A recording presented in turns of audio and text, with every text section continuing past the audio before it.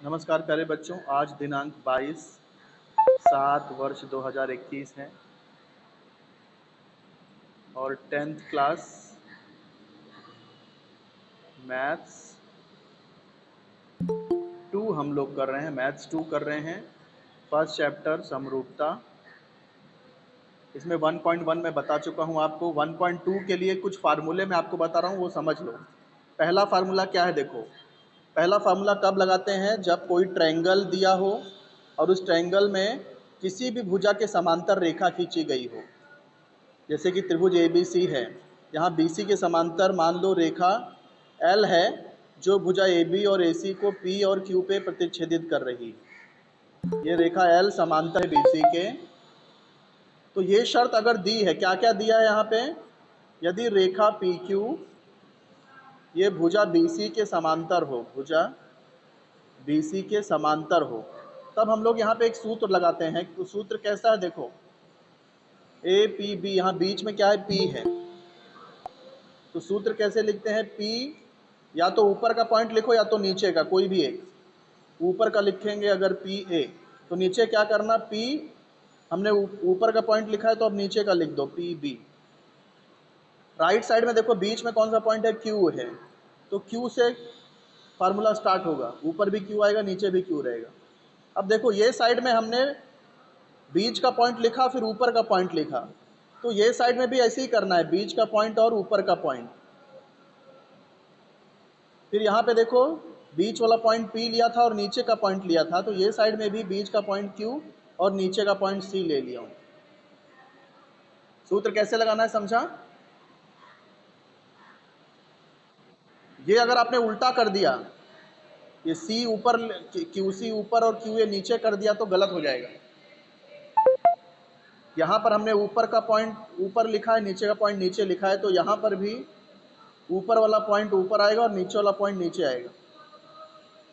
जैसा यहाँ लिखते हैं वैसा ही उधर भी लिखना है। और जब भी ये सूत्र लगाओगे, कारण क्या लिखना? समानुपात का मूलभूत प्रमेय। ये पहला फार्मूला है, सबको याद रहेगा ये? अच्छा, इसमें देखो ये लाइन ट्रायंगल ऐसे भी हो सकते हैं, जैसे कि ट्रायंगल ABC मैं बना रहा हूँ।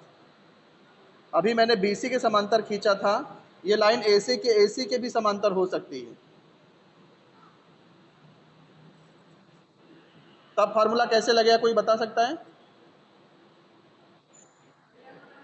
PA अपॉन PB बराबर QC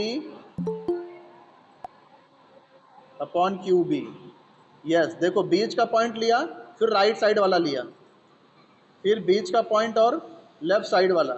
तो यहाँ भी वैसे ही करना है, बीच वाला पॉइंट और राइट साइड वाला पॉइंट। P के बाद हमने A लिया, बाद में B लिया, तो यहाँ ये साइड में भी Q, जिस डायरेक्शन में हम ऊपर गए थे उसी डायरेक्शन में ये साइड भी करना है। Q के बाद C और QB, QC QB। कारण समानुपात का मूलभूत प्रमेय। फिर देखो ये ट्रायंगल कुछ इस तरह से भी हो सकता है। ABC है, मैंने BC के समांतर खींचा, AC के समांतर भी हो गया, अब AB के समांतर भी हो सकता है। अब फार्मूला कैसे लगेगा? कोई और बताओ बेटा, जल्दी बताओ फार्मूला।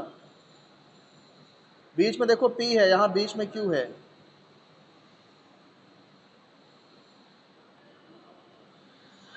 बोलिए फार्मूला। नहीं समझ में आ रहा तो भी बोलो सर नहीं समझ रहा है। नहीं समझ रहा है, ठीक है, फिर से बता रहा हूँ। देखो 3 पॉइंट लाइन से कौन कौन से पॉइंट? 3 पॉइंट, कोई भी 3 पॉइंट ऐसा बोलो जो एक लाइन में हो।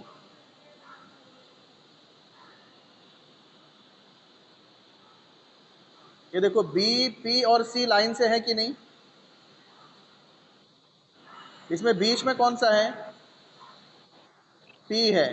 तो हाँ, तो आपको P ऊपर और नहीं बेटा, मेरे को बता लेने दो, लोग को नहीं समझ रहे हैं।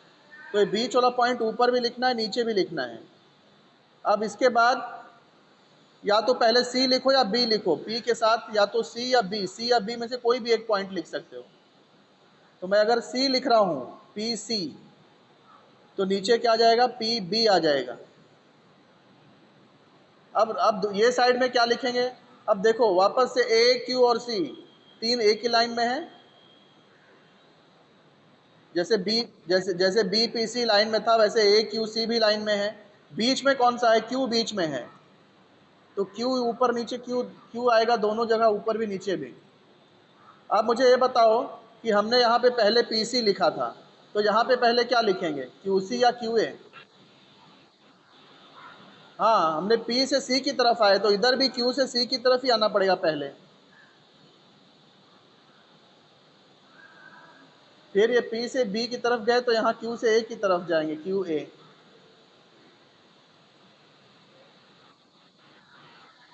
हाँ, इस सूत्र का नाम क्या है, समानुपात का मूलभूत प्रमेय। फिर से मैं रिपीट कर रहा हूँ, देखो जैसे कि ये पी क्यू समांतर बी सी है, बीच में कौन सा पॉइंट है, पी है, तो पी लिखने का है आपको, पी ऊपर नीचे आएगा, पी के साथ एक बार ए लिख दो, एक बार बी लिख दो। दूसरे साइड में देखो बीच में क्या है, क्यू है, तो क्यू के साथ एक बार ए एक बार सी, लेकिन याद रखना हमने यहाँ पहले ए लिखा है तो यहाँ भी पहले ए आना चाहिए, और नीचे सी, पी बी, तो यहाँ क्यू सी आ जाएगा। फिर देखो यहाँ तो ये डायग्राम चेंज कर दिया मैंने, पी क्यू समांतर ए सी किया, देखो बीच में यहाँ पे पी है तो पी लिखना पड़ेगा, एक बार पी ए लिखा, एक बार पी बी लिखा, वो साइड में क्या आ जाएगा, क्यू। तो यहाँ पे देखो क्यू ए पहले लिखा है तो इधर क्यू सी पहले लिखना पड़ेगा, नीचे पी बी है तो नीचे यहाँ क्यू बी आ जाएगा। समझ में आ रहा है, सबको समझ रहा है कि नहीं? वापस से देखो तीन पॉइंट बीच में है, पी पी तीन पॉइंट। पहला सूत्र मैंने आपको समानुपात का मूलभूत प्रमेय बताया, दूसरा सूत्र इसका विलोम मैं बता रहा हूँ। जैसे कि यहाँ पर कोई रेखा है जो दो त्रिभुज की दो भुजाओं को बिंदु पी और क्यू पे प्रतिच्छेदित कर रही है, और ये अनुपात यहाँ पर बराबर दिया है, पी ए बटे पी बी जितना है उतना ही क्यू ए बटे क्यू सी भी है। अगर ये अनुपात बराबर हो तो हम लोग बोल सकते हैं कि रेखा पी क्यू समांतर होगा बी सी के। दोनों में फर्क समझो, यहाँ पे क्या दिया था, यहाँ पे दिया था कि रेखा समांतर है, तो हम लोग फार्मूला क्या लगा दिए, तो हम लोग फार्मूला लगा दिए कि अनुपात बराबर होगा। अब यहाँ उल्टा दिया है कि यदि ये अनुपात यदि बराबर हो तो ये रेखा समांतर होती है। बात समझ में आया? जैसे सवाल में अगर आपको पूछा है कि सिर्फ चेक करो या सिद्ध करो कि पी क्यू बी सी के समांतर है या नहीं, तो आपको पहले पी ए बटे पी बी निकालना पड़ेगा, उसके बाद क्यू ए बटे क्यू सी निकालना पड़ेगा। अगर दोनों बराबर आ गया तो हम कह सकते हैं कि पी क्यू और बी सी समांतर हैं, और अगर दोनों का आंसर बराबर नहीं आया तो पी क्यू और बी सी समांतर नहीं होगा। इसको बोलते हैं समानुपात का मूलभूत प्रमेय।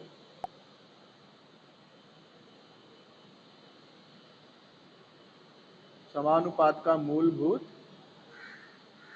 प्रमेय का विलोम, का विलोम, ये उसका उल्टा है ना।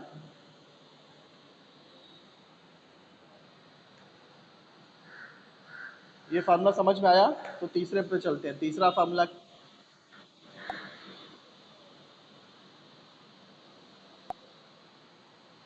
सिर्फ आप अकेले हो बेटा अभी इस लेक्चर में। तीसरा तीसरा आपको क्या समझना है, तीसरा फार्मूला, माइक बंद रखो बेटा।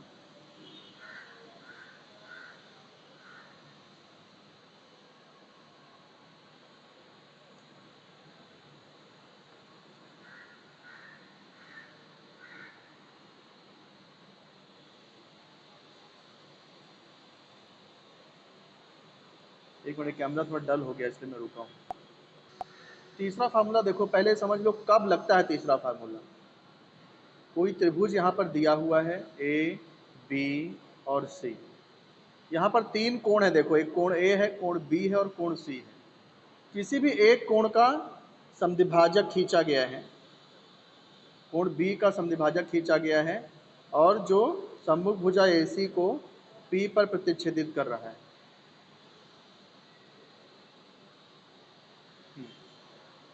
तब हम लोग एक सूत्र लगाते हैं। सूत्र कैसे लगता है देखो, वापस से वही ट्रिक याद रखो। 3 पॉइंट लाइन से दिख रहा है आपको A, P और C, बीच में कौन सा आ रहा है? P आ रहा है, तो P ऊपर भी आएगा, P नीचे भी आएगा। P के साथ एक बार A लिखो और एक बार C लिखो। फिर दूसरे साइड में क्या, A, P, C जैसे एक लाइन में थे, तो दूसरे साइड क्या बचा? अभी A, B और C है, भले एक लाइन में नहीं है, लेकिन दूसरे साइड के 3 पॉइंट क्या हैं? A, B और C हैं। तो यहाँ पर बीच में B आ रहा है, तो कैसे लिखेंगे देखो, यहाँ पे हमने PA पहले लिखा, तो ये साइड में BA पहले आएगा। इधर PC है तो यहाँ पे BC आएगा। इसको बोलते हैं त्रिभुज के कोण समद्विभाजक का गुणधर्म,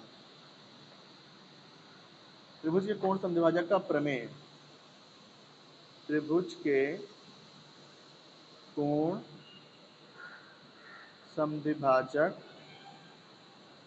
का प्रमेय, इस सूत्र को बोलते हैं त्रिभुज के कोण समद्विभाजक का प्रमेय।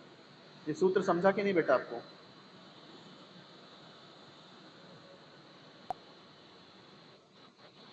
हाँ, वेरी गुड।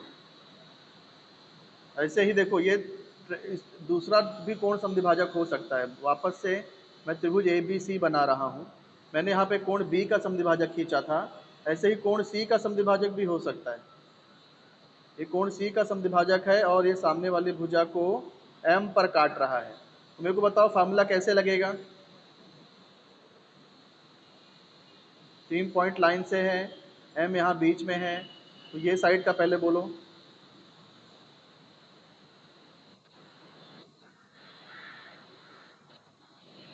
नहीं बेटा, बीच में कौन सा पॉइंट है? M है ना, तो M से बोलो। MA MB, यस, एक साइड हो गया। अब दूसरे साइड में देखो, दूसरा अभी कौन से पॉइंट है दूसरे साइड में? ACB है ना, बीच में C आ रहा है, तो C से ही फार्मूला होगा अपना। पहले एक साइड बोलो बेटा, C से एक, C के साथ में एक कौन सा पॉइंट लिखेंगे? देखो हमने यहाँ MA लिखा है पहले, तो इधर भी वैसे ही देखना पड़ेगा आपको।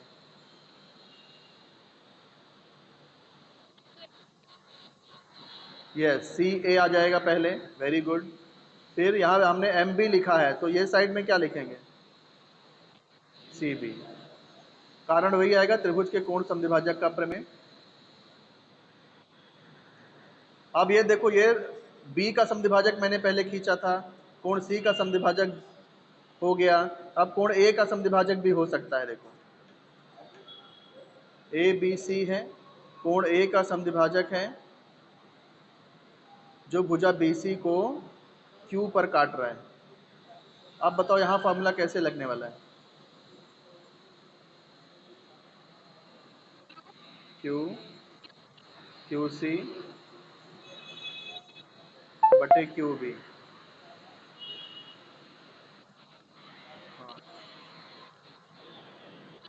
देखो बेटा, ये हमने ये कौन सा पॉइंट लिया? BQC लिया था, है ना। आप 3 पॉइंट कौन से हैं इसको छोड़ दो तो? BAC है, जैसे BQC। आपको बेटा हर बार 3 पॉइंट देखना है। आप ऐसे समझो B से C पर जाना है, तो 2 रास्ते हैं, एक तो BQC, दूसरा कौन सा रास्ता है? BAC, है कि नहीं?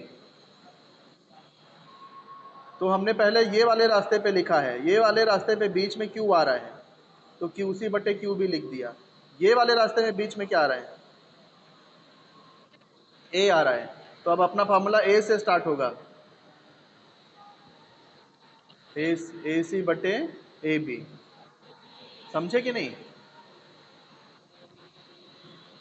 इस तरह से सूत्र लगता है, इसको बोलते हैं त्रिभुज के कोण समद्विभाजक का प्रमेय। फिर तीसरा सूत्र है तीन समांतर रेखाओं का गुणधर्म वाला, सॉरी चौथा सूत्र। अच्छा, इसका उल्टा भी याद रखना। जैसे मैंने क्या बोला कि ये यहाँ पे दिया है कि ये समद्विभाजक है, तो ये अनुपात, भुजाओं का अनुपात बराबर होता है। इसका उल्टा भी याद रखो, अगर अगर भुजा का अनुपात बराबर हो तो ये जो किरण होगी ये कोण की समद्विभाजक होगी, ये विलोम हो गया, त्रिभुज के कोण समद्विभाजक का विलोम। अब ये जो चौथा सूत्र है वो तीन समांतर रेखाओं का गुणधर्म याद रखिए। समांतर रेखाओं का गुणधर्म ये कब होता है? मान लो तीन समांतर रेखाएं हैं और ये इसकी दो तिर्यक रेखाएं हैं। तीन समांतर रेखा मान लो L1, L2 और L3 है, और इसकी तीन समांतर रेखाएं मान लो M1, दो समांतर तिर्यक रेखाएं इसकी M1 और M2 है। मान लो इनके प्रतिच्छेदन बिंदु P,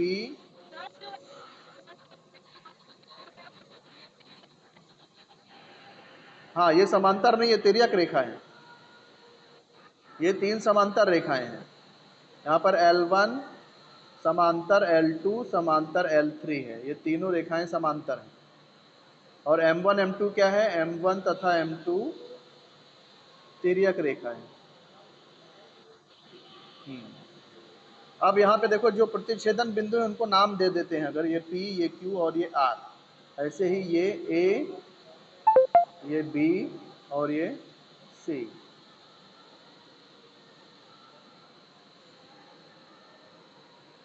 तो अब इसका सूत्र कैसे लगेगा देखो, सेम वैसे ही जैसे मैंने आपको बताया था। बीच में जो पॉइंट है वहीं से, ये साइड में Q बीच में है, ये साइड में B बीच में है। तो जैसे पहला सूत्र बताया था समानुपात वाला, वैसे ही लगेगा। बताओ आप।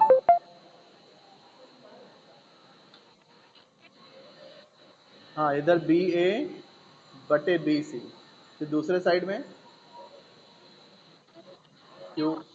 QP बटे QR। यस, तो ये इस तरह से हो गया ये चौथा सूत्र। चौथा सूत्र समझ में आ गया होगा आपको। तो यही चार सूत्र हैं जिनके आधार पर प्रश्न संग्रह 1.2 है, करना है हमें। ठीक है, जैसे कि यहाँ पर देख लो, ये प्रश्न संग्रह 1.2 में यहाँ पर कुछ डायग्राम दिया है 1, 2, 3, और यहाँ पे क्या बोला है कि सब डायग्राम में देखो वही नाम है, पी क्यू आर है, और यहाँ पी एम समद्विभाजक है। यहाँ भी त्रिभुज पी क्यू आर है, पी एम कोण की समद्विभाजक, ये पी एम समद्विभाजक है, ये हमें चेक करना है, पहचानना है। पी क्यू आर है और बीच में पी एम है। अब ऊपर क्या दिया है, नीचे कुछ त्रिभुज दिए हैं और उनके रेखाखंड की लंबाई दी है। इस आधार पर पहचानिए कि किस आकृति में किरण पी एम कोण क्यू पी आर की समद्विभाजक है। हमको ये पहचानना है कि ये पी एम, ये जो किरण PM है कोण P की समद्विभाजक है या नहीं। तो हम लोग क्या करेंगे, पहले MQ और बटे MR का अनुपात निकाल लेंगे। उसके बाद में PQ बटे PR का अनुपात निकाल लेंगे। अगर दोनों आंसर बराबर आया तो समद्विभाजक है, बराबर नहीं आया तो समद्विभाजक नहीं है। समझे? जैसे पहले का पहला सवाल देखो, पहले का पहला सवाल क्या आकृति है, ये PQR दिया है, PQR। फिर यहाँ पे PM इस तरह से PM दिया हुआ है 3.5, और इधर, और ये 1.5 है, ये 7 है और ये 3 है। तो हमको ये बताना है कि PM समद्विभाजक है कि नहीं कोण P की। तो बताओ पहले कौन सा अनुपात निकालूं?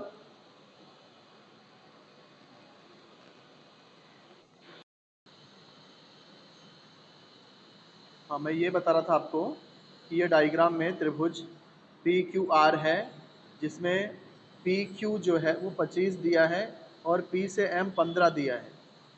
तो P से Q 25 है, P से M 15 है, तो इसका मतलब M से Q 10 होगा। तभी तो टोटल 25 आएगा। ऐसे ये साइड में भी देखो, P से R कितना है, 20 है। P से R 20 है और N से R 8 है। ये 8 है, N से R तक 8 है और टोटल 20 दिया है। तो मुझे ये बताओ कि P से N कितना होगा।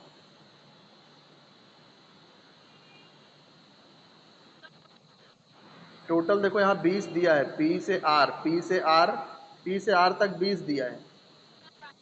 12 होगा, क्योंकि 12 और 8 20 होता है। 8 में 12 जोड़ेंगे तो ही 20 आएगा।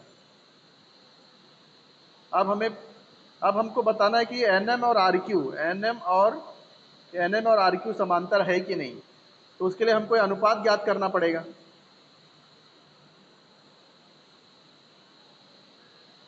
तो ये देखो ये कैसा है, ये 8 और 12 है। अगर इसको काटेंगे तो क्या आएगा, 4 दूनी 8, 4 तिहाई 12। दो नीचे 2 आ रहा है, ऊपर 3 आ रहा है। इधर देखें तो 5 से कट रहा है, तो 5 से काटेंगे तो 5 दूनी 10, 5 तिया 15। तो ये भी 3 और 2 का अनुपात आ रहा है, ये भी 3 और 2 का अनुपात आ रहा है। तो ये अनुपात अनुपात बराबर है। इसका मतलब ये जो NM है वो RQ के समांतर होगा। समांतर समांतर समानुपात का मूलभूत प्रमेय है ना, पहला सूत्र जो मैंने आपको बताया था, उसका विलोम। ये अनुपात अगर बराबर मिलेगा तो फिर ये समांतर रहेंगे। तो ये समझा बेटा कैसे करना है इसको। इसमें सबसे पहले ये MQ की लंबाई निकाल देना। कैसे निकालोगे, PQ माइनस PM। MQ बराबर PQ माइनस PM करोगे तो ये आपको MQ 10 मिल जाएगा। ऐसे ये साइड में भी PN निकालने के लिए PR माइनस NR कर देना तो PN मिल जाएगा। फिर दोनों का अनुपात निकालना, जैसे हम लोग ऊपर कर रहे थे। हम लोग ये कर ऐसे NP बटे NR निकाल देना। तो NP बटे NR करोगे 12 बटे 8 आएगा, उसको कैंसिलेशन करोगे तो 3 बटे 2 आ जाएगा। ऐसे ये साइड में भी MP बटे MQ करोगे तो MP बटे MQ बराबर 15 बटे 10, कैंसिलेशन करोगे तो 3 बटे 2 आ जाएगा। तो 1 और 2 से NP बटे NR बराबर MP बटे MQ मिल रहा है, इसलिए ये NM तथा RQ समांतर होगा। कारण समानुपात का मूलभूत प्रमेय का विलोम। समझ गए बेटा। तो ये लेक्चर मैं यहीं पे ख़त्म कर रहा हूँ, रिकॉर्डेड लेक्चर मैं भेज दूंगा। कई लोग यहाँ पे निकल गए थे बीच में, फ़ोन कॉल आने की वजह से। चलो ठीक है बेटा।